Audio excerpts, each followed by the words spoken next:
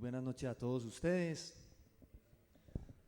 Muchas gracias por acompañarnos acá, ya digamos como entrando en calor en lo que van siendo estas fiestas del retorno y Juegos Nacionales Granadinos que convocan cada año a tanta gente, granadinos y no granadinos, que se dan la pasadita por nuestro municipio en esta época. Y qué mejor que al inicio de estas fiestas reunirnos acá con la finalidad de presentar nuevamente, aunque ya se hizo una presentación y un lanzamiento oficial, pero presentar nuevamente este nuevo libro del escritor granadino Hugo de Jesús Tamayo, que se llama Desde el Salón del Nunca Más, Crónicas de Desplazamiento, Desaparición y Muerte.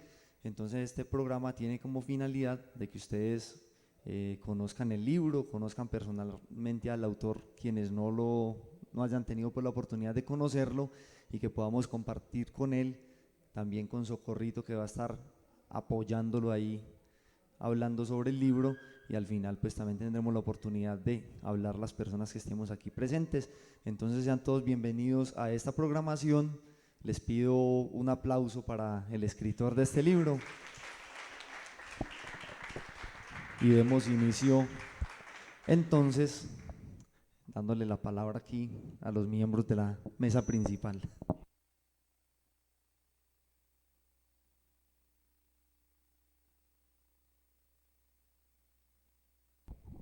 Como decía Didier, agradecerles el acompañamiento, darles la bienvenida y bueno, entonces este relanzamiento se va a dar en forma de conversatorio.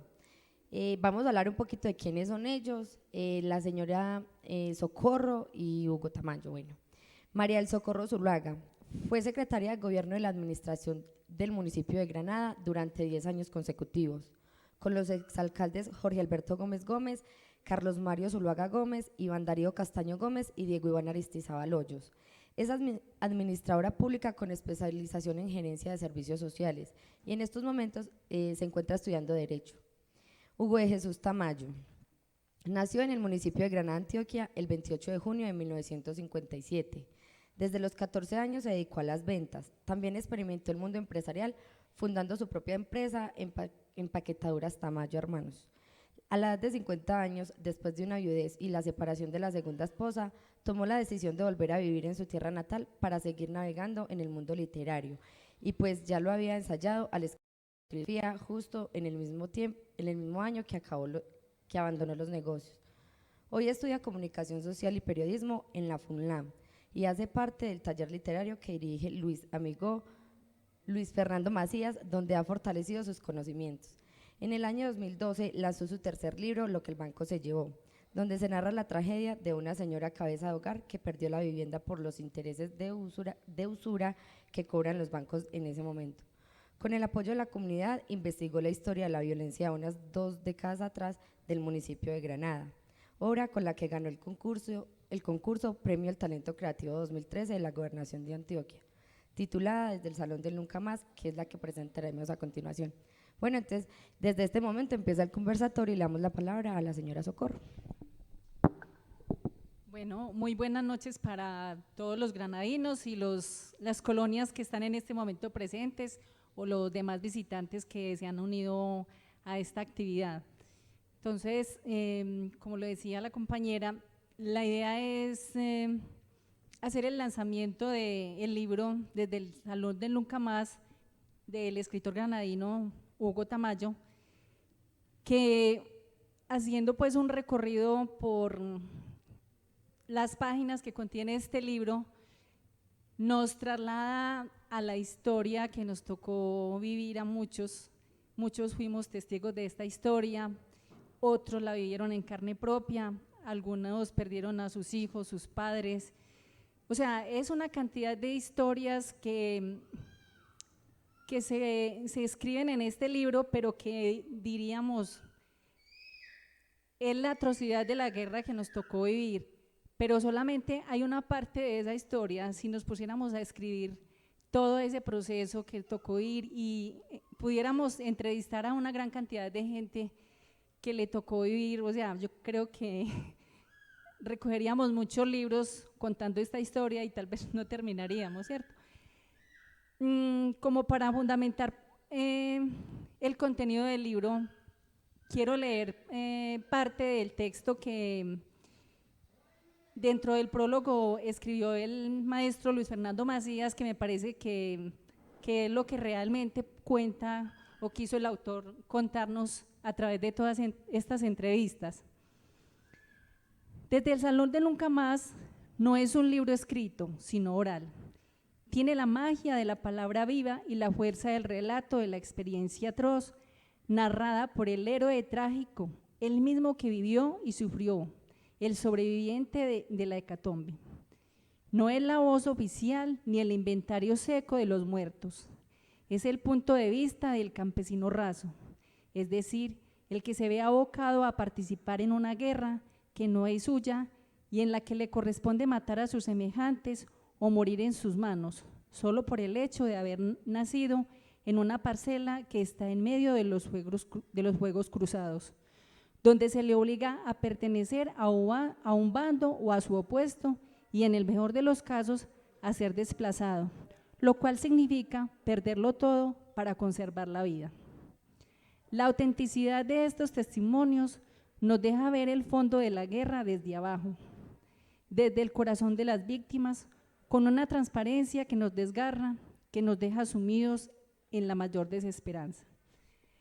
Creo pues que el autor se trasladó a esa voz, a esa lectura de todas esas personas que fueron entrevistadas y logró plasmar allí como ese sentir, y creo que logró sensibilizar y entender lo que nos tocó vivir. Entonces, como para continuar este conversatorio, primero que todo pues quisiéramos, Hugo, que nos contara por qué usted, siendo comerciante durante largos años, se dedicó más bien a la escritura. ¿Qué fue lo que lo motivó a esto? Bueno, de nuevo buenas noches a todos y muchas gracias por la asistencia. A ver, yo en la vida todo lo que hago lo hago accidentalmente. Yo me voy encontrando con las cosas y veo, esto es bueno y lo hago.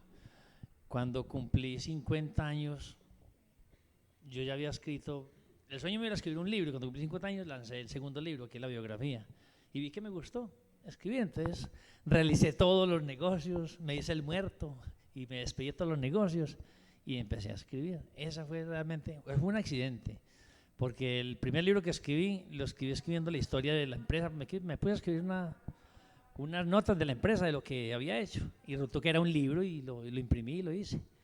Y de ahí me nació la idea de no trabajar más por decir, porque esto yo ahora madrugo a las 3 de la mañana a escribir, la otra madrugada a trabajar a las 5 nomás. Entonces hice con más cariño y me llamó la atención desde los que cumplí 50 años. Bueno, y aparte de dedicarse pues a escribir, ¿por qué tomó la decisión de venirse a vivir otra vez a su pueblo? Todo es accidental. Hace 2 años y pico, pues, en mi segundo matrimonio, me echaron la bendición, mi Diosito, chao mi Dios, chao, mi Dios me lo bendiga, ya tengo otro hombre, entonces me vine para el pueblo, este es un refugio. Y al empezar a hacer un trabajo periodístico, por decirlo así, porque estudio eso, me di cuenta que aquí había que a Granada había que sacarlo adelante, mínimo escribiéndole sus vivencias. Entonces dije, no, voy a vivir acá, ya sin esposa, ya solo, pues más fácil. Entonces me vine a vivir, porque me echó la esposa, gracias a Dios. Bueno, en el contenido del texto pues vemos que usted se dedica explícitamente a escribir asuntos sobre la violencia. ¿Por qué se dedicó única y exclusivamente a este tema y no a otros distintos? Sí, a mí me llamó la atención escribir. Desde que llegué a Granada vi un pueblo no derrotado, pero sí muy apagado, muy como de espíritu. La gente estaba muy triste y entonces supe de un gobernador que vino y no atendió a los campesinos, y a mí me dolió mucho. Entonces hice una crónica de la visita del gobernador y les gustó mucho la crónica, salió en la revista La Viga en el Ojo, que escribo para ella cuando queda tiempo.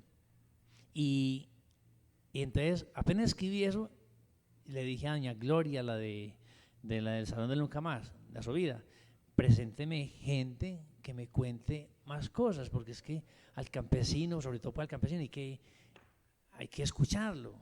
Y empezó a presentarme, la primera fue a doña Marina, después a otras personas, y entonces me empecé a llenar de historias, y cada vez yo todos esos trabajos los llevaba al periodo donde estudio literatura, y cada vez que llevaba una historia se aterraban más, entonces el profesor me decía, vaya, busque más, vaya, entreviste más. Entonces, y la verdad es que todo se fue dando, la gente empezó a soltar, con duda al principio, no me conocían muy bien, porque realmente 40 años que me fui del pueblo, 41, y volver no creen fácil en uno, pero me presentaba una gran señora que la creen mucho en ella, que era doña Gloria Elsie.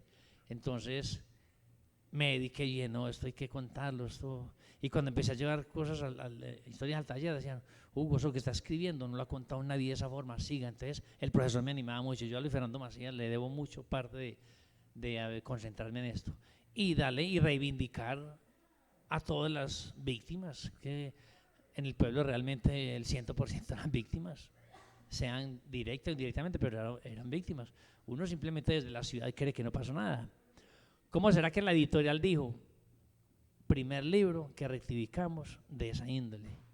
Es como si existieran dos Colombias, eso es lo que dijo la editorial. Entonces, de acuerdo a lo que nos acabas de contar, podría decirse que no fue tan difícil contactar las personas como para hacerlas volver, digamos, como a revivir esa historia, porque cuando uno empieza a leer el libro, y los que nos tocó estar acá, empieza uno como a devolverse en el tiempo y uno siente como que si estuviera viviendo esa parte de la guerra, pero que como que no es cierto, sino como que si fuese una novela. No, la cosa no fue fácil, lo que pasa es que yo siempre he dicho que, y aprendí mucho en el ramo empresarial, hay que hacer las cosas imposibles porque lo difícil ya se hace solo. Entonces empecé a escarbar. Entonces en el Salón de Nunca Más, al que veía y miraba, entonces le decía, doña ¿quién es ese señor? Preséntemelo. Por ejemplo, por aquí tenemos a don Esteban, conocí toda su familia. Y lo que pasa es que yo tengo algo que después de que ya hablo con una persona, me hago coger confianza fácil. Entonces, pues sí, pero para el principio fue duro. Y terminando, me necesitaba terminar una historia, una señora de casualidad me la contó allí por la Cañada, y después la llamaba, cuando leí eso en el taller, me dijo el profesor, a eso le falta algo. Y yo le dije, voy a buscar a la señora. No, esa señora nunca. Yo le dije, ella trabaja en casas de familia de Medellín, yo la llamaba, ese día que no trabaje, yo le pago el sueldo de ese día y no va a trabajar, pues facilitándole. Y no, la verdad es que no quería hablar, ya él tiene el dolor adentro, entonces no quería hablar. Y que día me encontré con él, me encontré en la plaza con una muchacha que fue compañera mía, y me presentó un primo, ese es un primo, el primo, hijo de quién, de tal señora. Ay, usted el que necesito, venga que su mamá no quiere contar la historia, venga, cuéntemela usted. Ahí lo senté en la plaza y me la encontré, y ahí mismo me contó el resto de la historia, cómo fue que fueron a recoger, pues unos, ahí van a ver en la crónica que llama Toda mi familia, ahí van a ver de cuando fueron por los restos, todo que un noticiero los acompañó, bueno, ahí lo leerán porque no les voy a contar aquí el libro, les voy a contar otras cositas. Y esa fue una muy difícil, eso fue, yo creo que ese seguimiento de señora se lo hice año y medio. Bueno, la última, una sobrina de ella, no, yo llamaba a la hermana, ¿qué vos, hermana? La hermana me contaba unas cosas, pues si no me las contaba ella, no podía escribir lo que la hermana me dijo, porque es una secuencia. Hay una crónica que se llama Toda mi familia y son 5 familias en una crónica. Entonces cuando ahí se llama Janet, me contaba cuando yo tengo que cumplimentarse con su hermana. Y resulta bueno, entonces no, es que mi hermana no quiere. Y resulta que cuando ya por aquí, bueno, debe haber familiar, cuando ya me encontré, ya alcancé a tener el teléfono de la hermana dijo, ¿cómo sí? Ahí mismo. Yo le dije, venga, yo le pago el día, también trabajaba por allá, no me acuerdo dónde, por días, y yo le pagaba el día para entrevistarla. Yo hacía sesiones de 2 horas, como lo hice con otras personas, cada 8 días. y resultó que era que la hermana estaba celosa de muchas cosas de la otra hermana. Entonces no era que no quisiera. Yo sí quiero, yo sí voy. Celosa no, miedosa, perdón, miedo, le da miedo y tiene toda la razón. Es más, ¿cómo será? Yo no sé aquí ahora, bueno, ojalá igual no van a aumentar nombres. Una señora que no quería hablar, que ya le había escrito parte de eso y la historia estaba coja, no quiso hablar también por miedo. Entonces, cuando ya la hermanita quiso, le dijo a la otra, ese señor es un paraco, porque los cité en apartamento. El hijo mío tiene un apartamento por en Medellín y entonces él estaba en vacaciones y la cité, ustedes para un apartamento solo, ustedes las van a matar. Ellas llegaron tensionadas. Además, ¿cómo era que la hermana me contó? Yo no tuve ningún problema, pero mi hermana no quería venir, nos van a matar. Yo estaba pasando en ese momento que era supuestamente una investigación de un paraco y no, imagínate. Entonces, ¿hasta dónde me se chocó con todas esas cosas? Eso no fue fácil construir eso. Bueno, a medida que usted iba desarrollando las entrevistas, ¿qué sensaciones se despertaron en usted? Y podríamos decir que hay un hilo conductor dentro de toda esta historia. Sensación. Para empezar, le voy a contar esto. Cuando este prólogo lo he leído yo N veces, y usted apenas leía ahora, como que se me subía la sangre, porque es que apenas lee ella, que es una hecatombe, que es la víctima, empiezo a recorrer esas 20 familias, porque son 20 familias que hay en esa historia. Y entonces, no, yo me convertí como en un doliente más. Yo llegaba a las casas, me sentaba en la cama me daba frijoles con tajada, la velita prendida, que para poder recoger, que esa velita prendida es la velita al santo que ellos le tienen devoción para que le devuelvan los huesos del hijo. Es que aquí más ya se me entrecorta la voz, eso es difícil. Para yo podía leer un texto al taller donde estudiaba yo, donde presentaba eso como trabajo, yo tenía que leerlo primero al espejo 10, 15 veces para leerlo y me entrecortaba para llegar a leer allá. Y todavía cuando lo leía me decían compañeras, le leo, usted le está entrecortando la voz, le leo, me tocaba que me leyeran. Bueno, y un hilo, yo no sé si de pronto la pregunta apunte a eso, es que hay una razón de ser. Yo creo que la guerra ha nacido en Granada o en Colombia por dos factores, creo, pues, las raíces familiares en unos y el abandono del Estado. Creo que lo primero es el abandono del Estado, pues, que el abandono del Estado tiene que ver con la familia y con todo. Y las raíces familiares, yo creo que cuando ustedes lean, si aquí yo creo que muchos lo han leído y ahora nos aportan, pues, conceptos sobre eso, es que las raíces familiares son determinantes para buscar como en las armas una solución, o como ni siquiera en las armas, en esa gente que pasa por el frente de la escuela, o que se pasaba por el frente del colegio y decía, ¿qué decía una niña? Ah, no, yo voy con el pelado y tengo la solución. Entonces son dos cosas muy determinantes para la guerra. Bueno, una vez que sale a la luz pública el libro, ¿qué efectos siente que se han producido? Pues tantos que he pasado por familias y familias me lo sacan. Todo esto es verdad, me dicen las señoras. Otras dicen, yo no he sido capaz de leer sino 3 páginas porque es mi historia, entonces yo ahí le tengo guardadita para leerla después. Otros por la variante me gritan lo del perro, hay una historia de un perro, que es que, ¿qué comieron ayer? Y me gritan, ya sé que me están hablando del perro. Y así, son un poco de frases, a mí me gritan frases del libro. Así como un pelado me gritaba ahora que venía para acá, no sé si esté aquí, sin pelo en la lengua, me reconocían por el libro Sin pelo en la lengua. Y ya ahora es por pero ya aquí me dicen unas historias. Otro señor, por decir, me compró el libro, porque se lo comentó un señor ahí, el Quinaguirre lo comentó y me lo compró. Al otro viene y me compró 3. Después la novia le mandó un mensaje que ese libro está muy bonito. Le compró otro a la otra novia y así. Pues. Ya vio que con todo se paraba. Y no, muy, muy, ¿cómo te digo?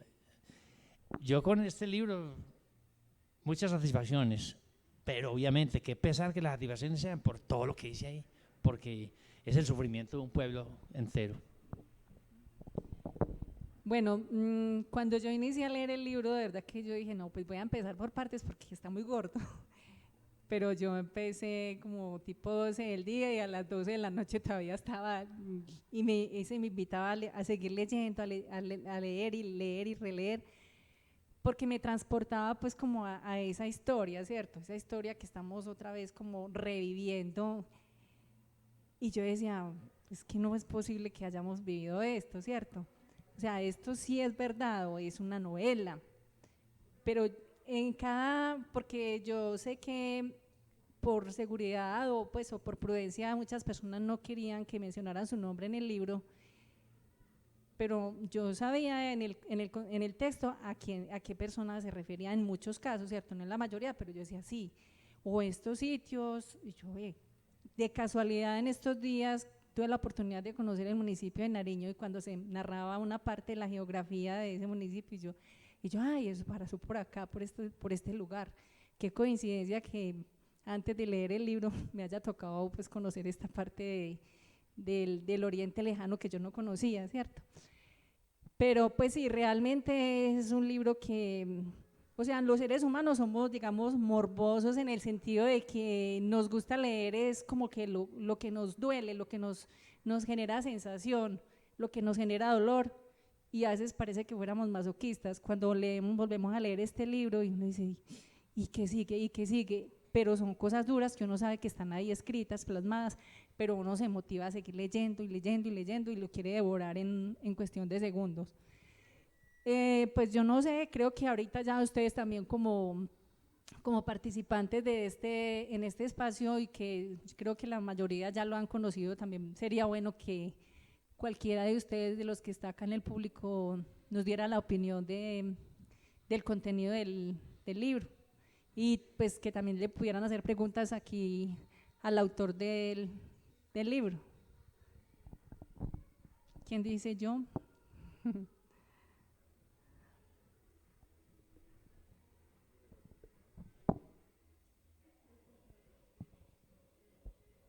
Nadie. Don Mario sí tiene, le escucha, bueno, a Lidia. Ya ha hablado mucho, bueno. No, hay personas que han leído el libro que están aquí, o si quieren preguntar lo que quieran, no sé, convertamos un conversatorio, charlemos sobre eso. Por ejemplo, Diana Yamile, que lo leyó pues, en 5 veces, primero leyó los borradores y después leyó el libro completo. Cuéntanos algo que le pareció, hágale, la palabra.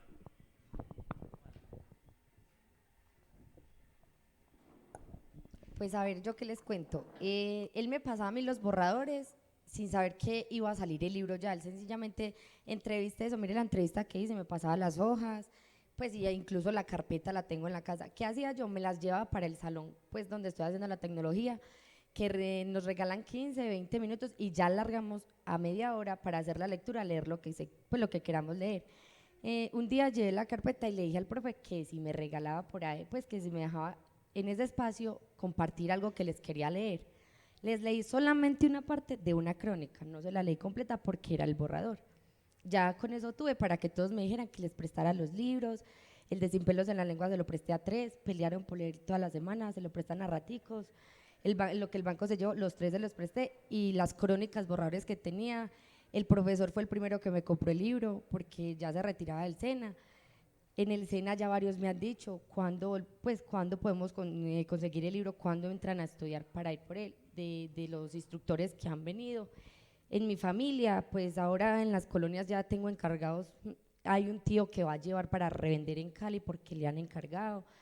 Pues y de verdad que incluso ahí hay una crónica que habla de un tío, de un primo mío, que, o sea, dice a martillazos y es desgarradora. O sea, yo leí eso y no, uno se queda sin palabras. Yo estaba muy pequeña, yo tenía 7 años más o menos, y para mí es como si tuviera 20 o 30 porque recuerdo absolutamente todo. A pesar de que vivía muy alejada del pueblo, pues fuimos muy afectados porque, o sea, no era cualquier cosa. La finca quedaba más o menos altica, era allí junto a la piscina, y vimos cuando reventó eso, y vimos como el muro de la estación de policías cayó, cuando se reventaron los vidrios de la iglesia. ver la gente que corría por los potreros, uno no sabía si era el ejército, si era quién, o sea, de verdad que son cosas muy horribles las que han pasado. Ahí está plasmado el de la historia, otra demasiado pues violenta fue toda mi familia, o los dejaron apilonaditos, la familia que les mataron y les dejaron un cuerpo sobre otro de las personas, pues, o sea, eso no lo hace sino gente sin corazón. Ese libro de verdad que nos hace volver, como decía Socorrito, nos hace volver y empezar como de cero, o sea, recordar verdaderamente, a pesar de que a nosotros no estuvimos afectados por la familia, no tuvimos víctimas, igual y fue el pueblo de nosotros y nos dejó marcados.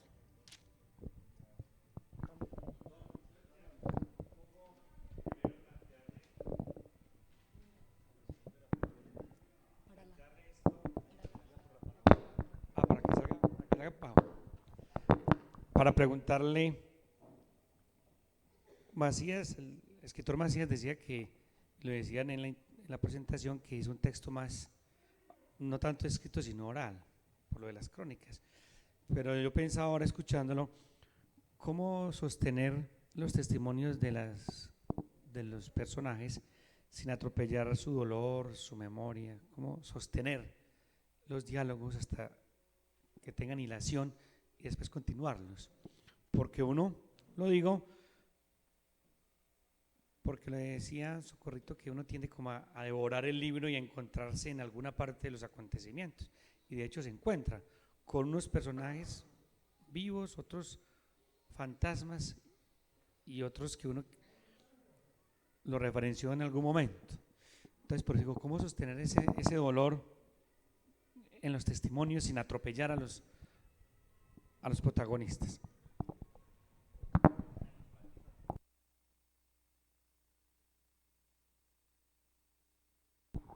A ver, yo creo que en la literatura no cabe la realidad. ¿Qué es la realidad? Lo que pasó. Estemos seguros que ningún escritor es capaz de escribir, y eso es una lógica. Igual que en el cine no cabe la literatura. Entonces, ¿cómo no atropellar el mero deseo de los entrevistados de ver ese libro? Cuando sale, muchos de los entrevistados, ¿cuándo es que va a salir? No, es que es un trabajo largo. Y que yo empecé a entrevistar en 2011, 2012. Fueron 2 años y medio, 3 años de trabajo. Entonces, ir a las veredas, ir a Medellín, ir a los barrios de Medellín. Cuando iba a entrevistar, ver muertos, y uno simplemente la buceta seguía. Yo, por ejemplo, fui con una niña que estaba entrevistando y vi un muerto por la ventanilla, que es que, ay, vamos a ver que pronto es un familiar, así dijo. Y seguimos para entrevistar a la mamá.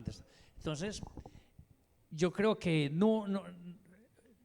uno no mide como tan cronológicamente, no voy a atropellar el dolor, pero sí se debe contar de una forma que la gente, cuando lea, diga, por lo menos lo respeté, porque es que hay que seguir con mucho respeto. Si a uno le dieron la oportunidad de estar en una casa, yo me convertí en las familias de todas esas 20 familias. Lo que hay que hacer es que no el libro a fondo, desde ese tiempo prácticamente vivo solo. Entonces, como vivo solo, se convirtió en, yo voy ya tranquilamente aquí a la cañada y hay frijolito. Entonces, esa señora que me sentó en la cama, que en la cama me dio frijoles con tajadas, Dios mío bendito, y uno no respetarla en un texto, sí, hay que respetar. Hay cositas que ella le cuentan a uno, porque yo trabajo con la grabadora y el texto lo transcribo 100% como es. Y después del 100% lo depuro. Si uno contara todo, pues no, imagínate, ellos a veces cuentan intimidades de, por ejemplo, señoras que me contó que el esposo le pegaba, no, hay cosas que hay que omitir. Omitiendo cosas se respeta al entrevistado, y el libro y los textos salen literariamente un texto muy bonito. Yo creo que queda satisfecho.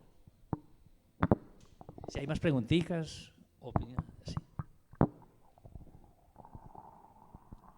Gracias, buenas noches. Mi nombre es Yorlady Benjumeo Campo, soy de Medellín, estoy de visita acá en Granada por lo de las fiestas. Mi hija fue la que me acogió.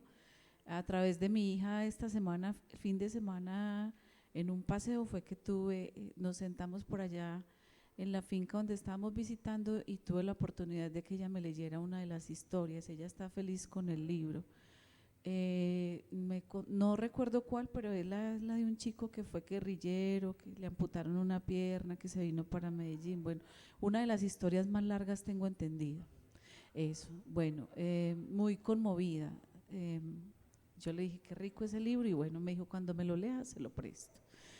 Preguntas, bueno, yo soy líder social y comunitaria, direccioné como 4 o 5 años un periódico alternativo y comunitario, periodista social, bueno, tengo varios procesos. Pregunta número 1, frente a lo que decía el señor ahora, los derechos de autor, es decir, el derecho a la reserva absoluta de la privacidad e intimidad, porque la gente puede contar desde su dolor y no cuenta cosas íntimas, ¿cierto? Que usted dentro de la ética profesional y periodista debe tener, reservarse, ¿cierto? Eso es una parte.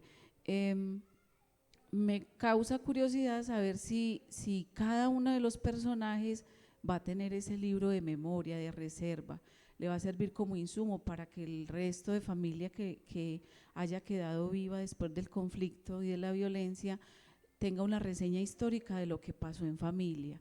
Eso me parece tan bonito y me parecería, pues quisiera saber si todas esas personas entrevistadas y las que tuvieron nexos y contactos directos como fuentes de información tienen el libro o lo van a tener.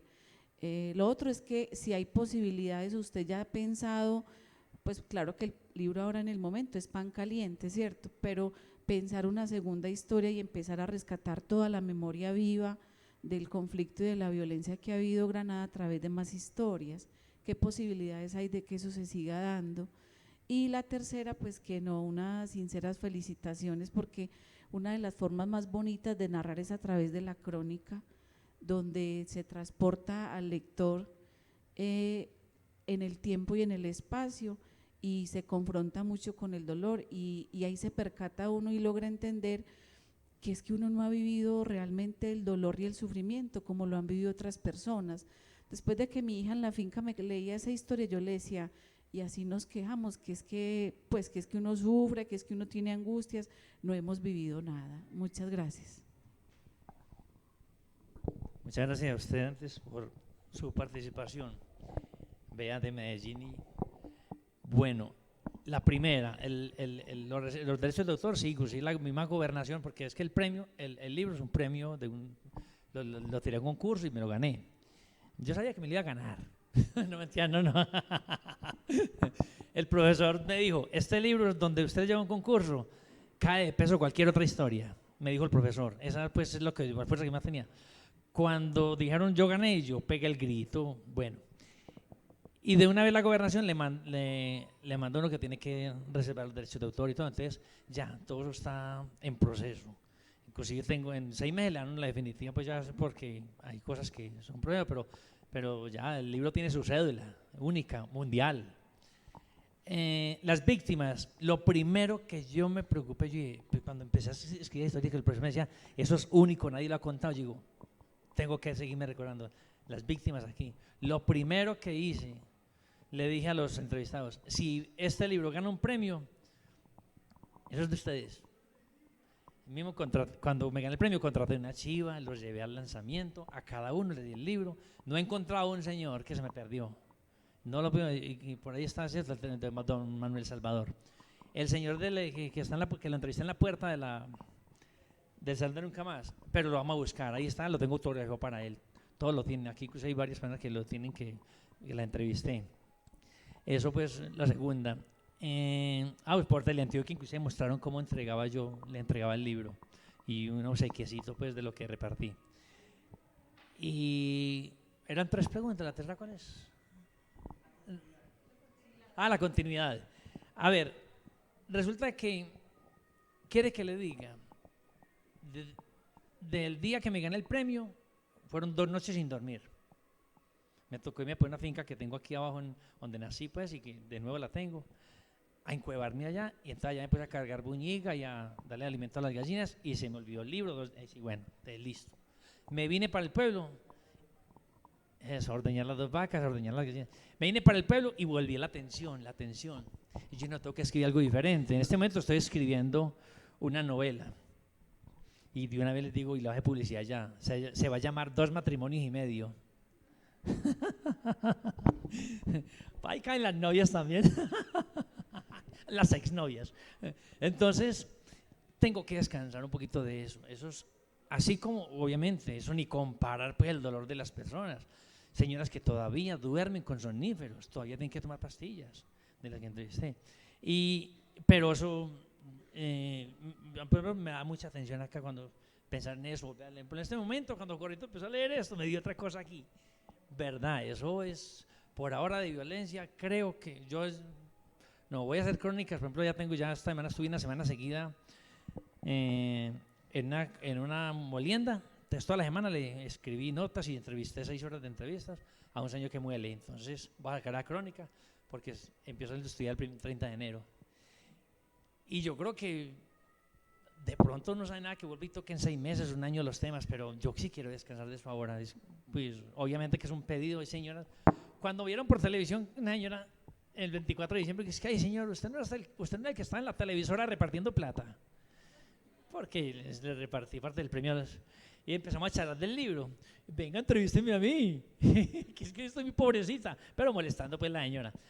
Entonces no, por ahora hacer más entrevistas de violencia, no, estoy con ese trabajito de 2 matrimonios y medio, ya llevo partecitas, ya la asistente sabe todo. Cuando termine esa novela, creo que ya van a ser 4 matrimonios, ya que eso hasta el otro y medio.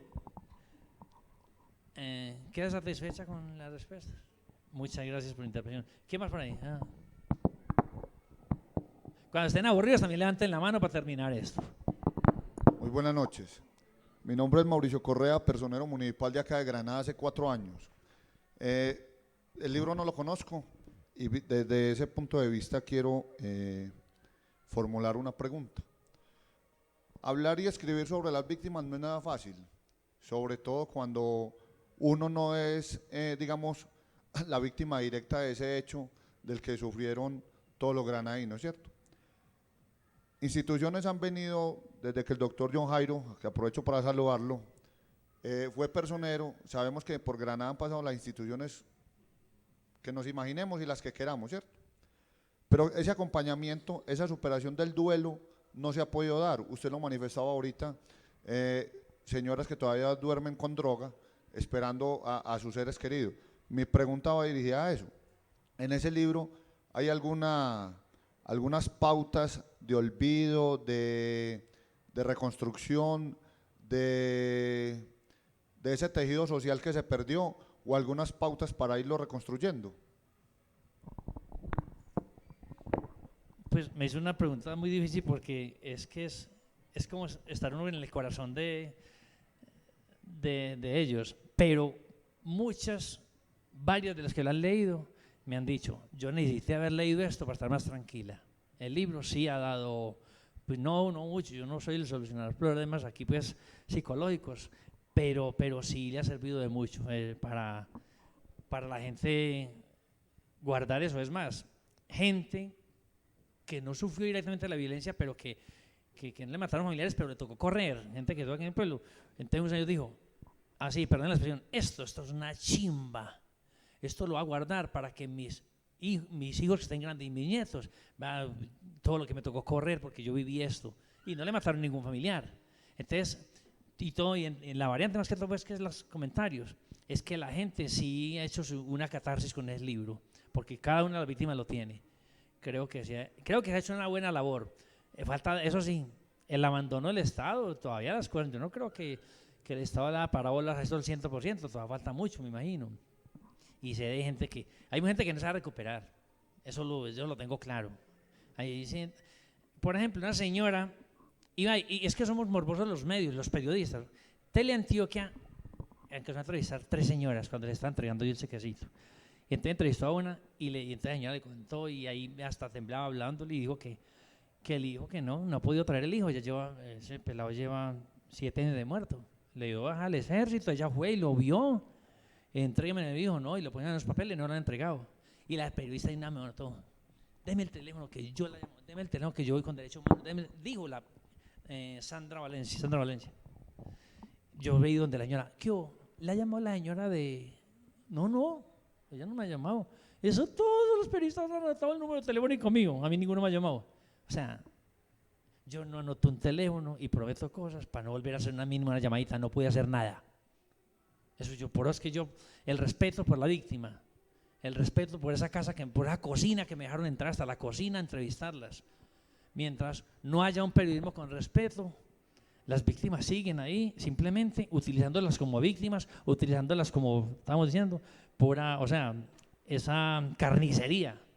Entonces, somos muy descaraditos con las que sufren la violencia y simplemente hacemos periodismo, muchos.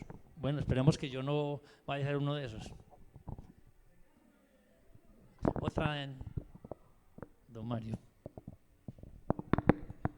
Bueno, yo creo que otro aspecto que habría que mirar ahí en la pregunta que hace el señor personero es también el hecho de existir el Salón del Nunca Más como tal, hace parte como de esa catarsis, y una idea pues que se fundó o que se hizo desde el año 2005, pues recuerda que John Jairo fue el artífice pues de la idea de construir y de levantar ese Salón del Nunca Más, a la cual pues el libro suyo hace un homenaje, me imagino yo que muy merecido, y que usted se valió de ese medio. Eso ha servido de todas maneras para que la comunidad pues se dé cuenta y haga una especie de catarsis, y eso de todas maneras se llama el Salón del Nunca Más.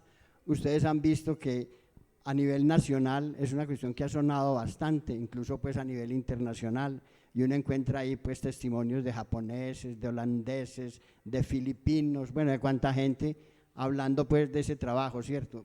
A mí me parece que de todas maneras pues, como en la Segunda Guerra Mundial, ese es un testimonio que tenemos aquí para espantar pues los demonios de la guerra y de la violencia.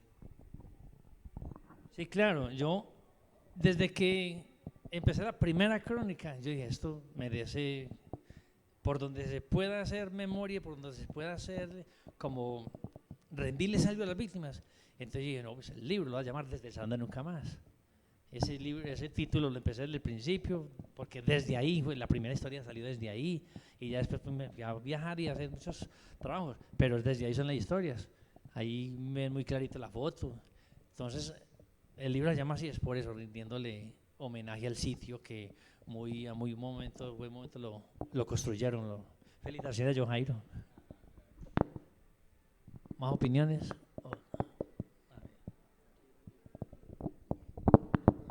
Buenas noches.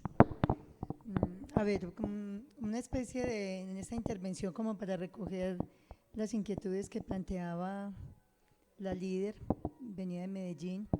Nosotros que tenemos nuestras raíces en Granada, nuestras familias, que pertenecemos a esa transición de las familias del campo a la ciudad.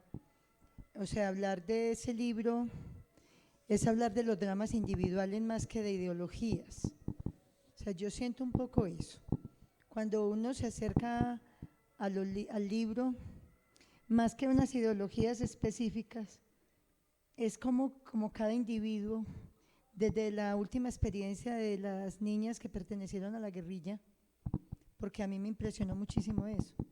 Cuando uno termina la historia de esas dos hermanas, uno cree que está hablando de muchachas muy mayores, son niñas que a los 15 años, eso sí, pero cuando en el cierre de la historia, 15 años, y uno cree que están hablando, no, es que son niñas, dice, entonces se devuelve uno, ¿cuántos años atrás viviendo unas experiencias de vida tan impactantes? La historia, por ejemplo, del señor de la ambulancia. En la primera parte del libro, de este señor de la ambulancia del hospital, cómo don Alberto, en medio de esa parte humana, todas esas experiencias de vida del pueblo, uno se queda definitivamente sorprendido, capturado, y es lo que dice ella. Dios, esto no tiene palabras. La violencia no tiene palabras, porque todos esos dramas y ese valor de este señor y de todos los que a él representa, ¿cierto? Desde también la experiencia de María del Socorro en la Secretaría de Gobierno, todo lo que le toca vivir.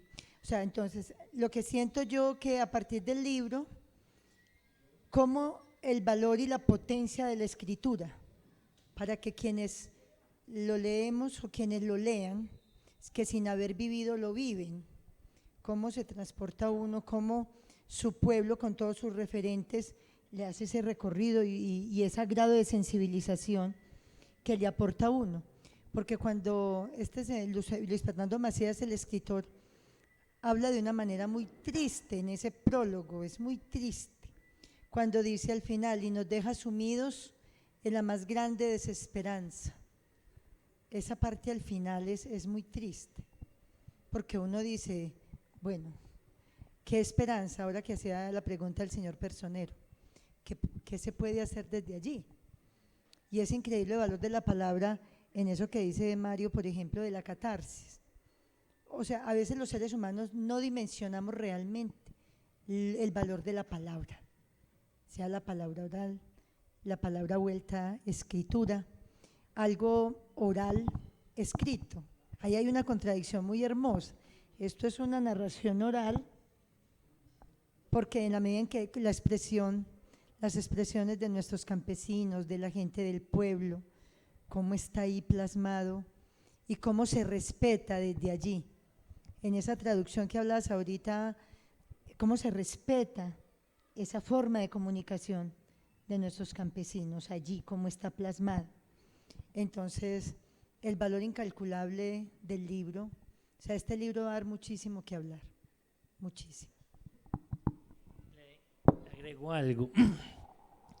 La editorial me dijo, primer libro que rectificamos con tantos hijueputazos. Pero mire, yo estoy seguro que con respeto, porque es la palabra del entrevistado. Yo quise conservar el lenguaje porque es que yo solamente, cuando habla el periodista, y son muy pequeños dos párrafos donde habla el escritor, donde está la palabra mía, por decirlo así, es más, está en la palabra de ellos, que se expresen como quieran. Cuando ellos leen, una de estas niñas, las dos, me llamaron, nos sentimos orgullosas que usted haya escrito nuestra historia. Lo queremos tanto en esta familia. La otra niña, les dije, venga, me comentaba ahora el doctor pues, John Jairo sobre la reparación. No quieren reparación. Ellas no quieren. Esa niña, una de ellas compró un lote por allá donde no sube el agua ni cansada. Y lo compró en 4 millones. Con el mínimo, ella está trabajando en Medellín. De lunes a viernes trabaja en una empresa de empacadora. Sábados estaba liando el bachillerato y domingo se iba a bolear machete para Yermalo y ya está comprando 2 bultos de cemento semanales para pegar adobes. Ella misma está pegando la adobes con un señor le coloca la pluma, ella pega los adobes. Yo quiero ir a grabar, pero es que ir allá, yo ya fui, yo ya amanecí, yo ya estuve por allá. ¿Qué día a las 2 de la mañana están torturando a un señor en la puerta de la casa? Es que es impresionante. Si esas niñas venían de la guerrilla y cuando vieron que la mamá estaba viviendo al pie del río Medellín, mamá, ¿usted dónde está viviendo? Y la mamá les preguntó, ¿y ustedes de dónde vienen? Es que es una paradoja, es bravo, es que yo en este momento ya me estoy estacionando, me va a tocar irme a la finca enseguida. No, es que es bravo. No, entonces, pero yo sí le voy a decir a la niña que es que yo sé que esa reparación libre para que termine de hacer la casita, porque es que si yo tengo ganas de convencerla. Es que ¿desde qué año es la reparación hacia atrás? 80 y pico, ¿cierto? Eso, y ellas creo que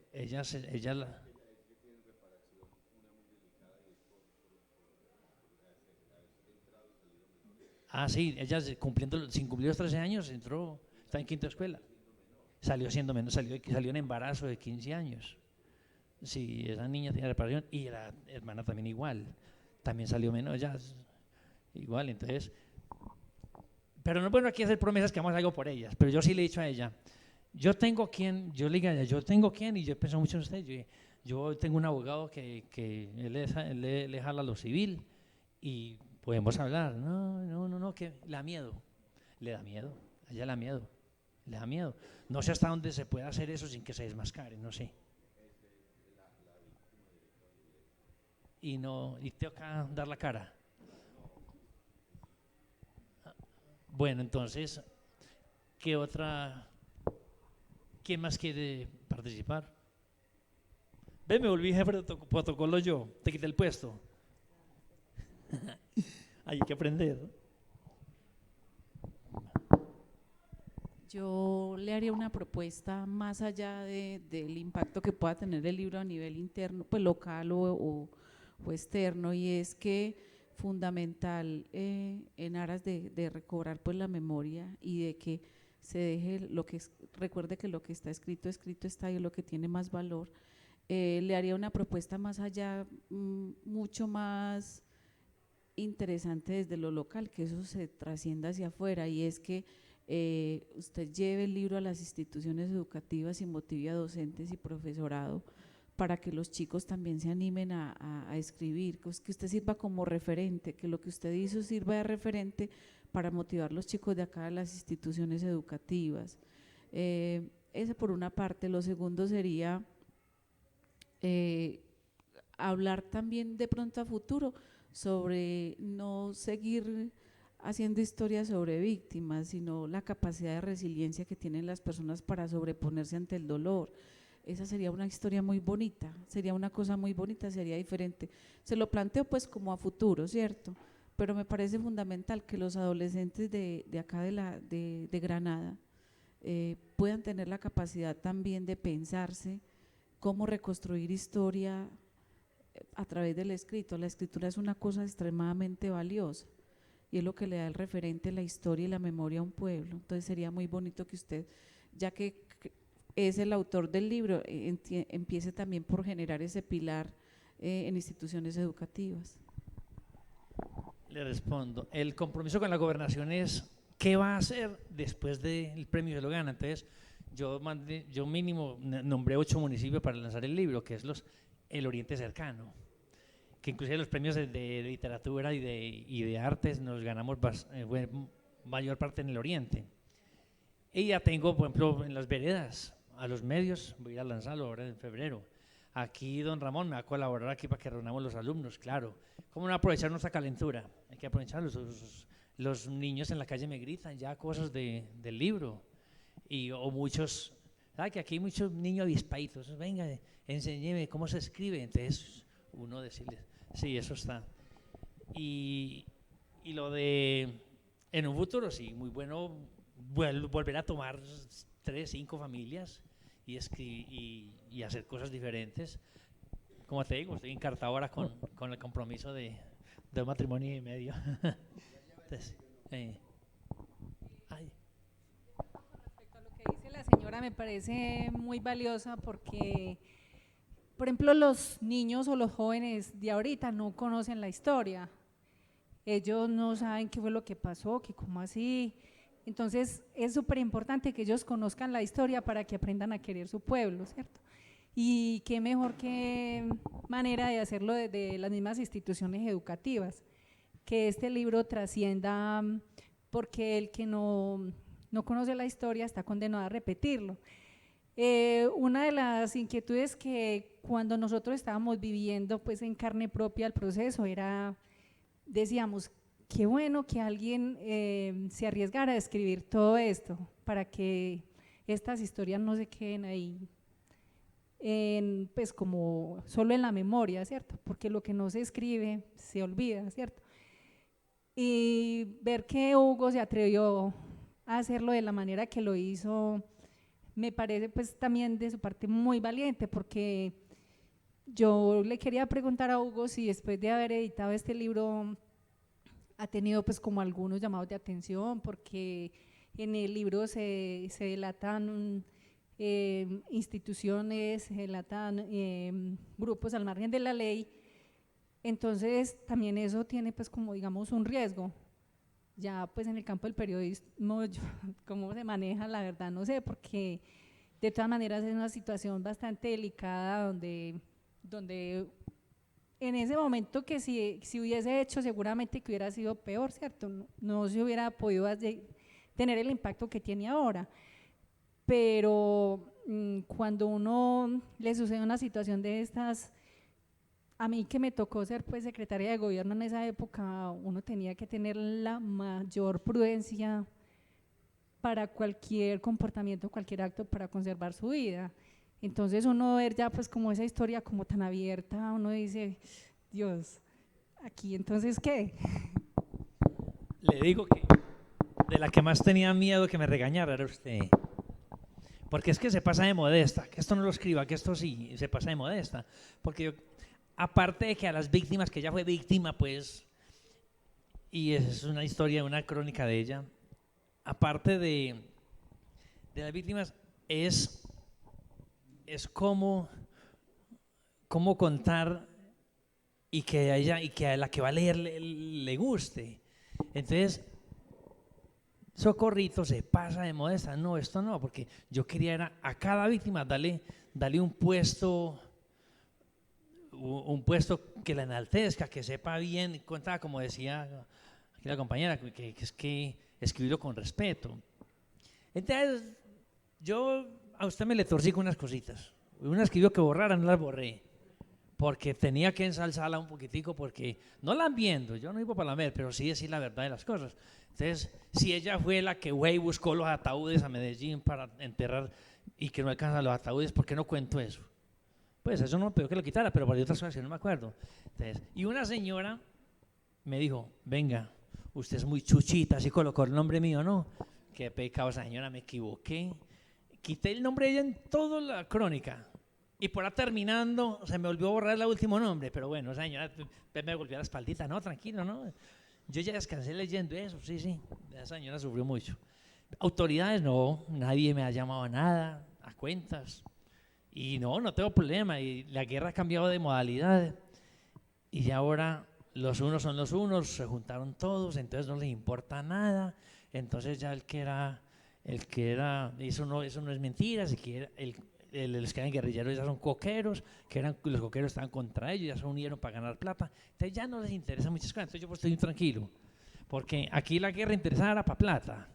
Y ahora están donde da plata, entonces ya no creo que le interese mucho esto. Y al nivel del Estado, pues estamos hablando pues no hablemos mentiras, que a nivel del ejército o la policía. No, por ahí vieron el libro, me pararon cuando yo tengo libros piratas ya, ahí están para que lo compren a 10.000. Yo saco los dos, el original y pirata. Ahí lo pueden comprar a 10.000. Entonces, venía con los libros piratas y me paró una patrulla de la policía. ¿Eso qué es?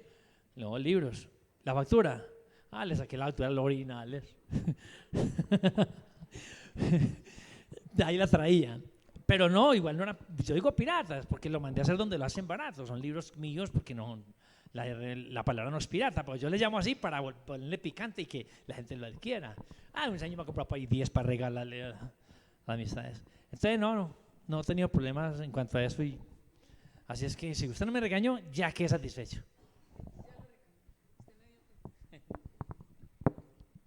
¿Terminamos bien? Yo creo que ya. Bueno, como decía, tenemos el libro a 25 y el libro a 10.000, mejor dicho, el que no se lo lee es porque no quiere. Les agradecemos pues la asistencia. Otro aplauso para Hugo y para Socorro por estar acá.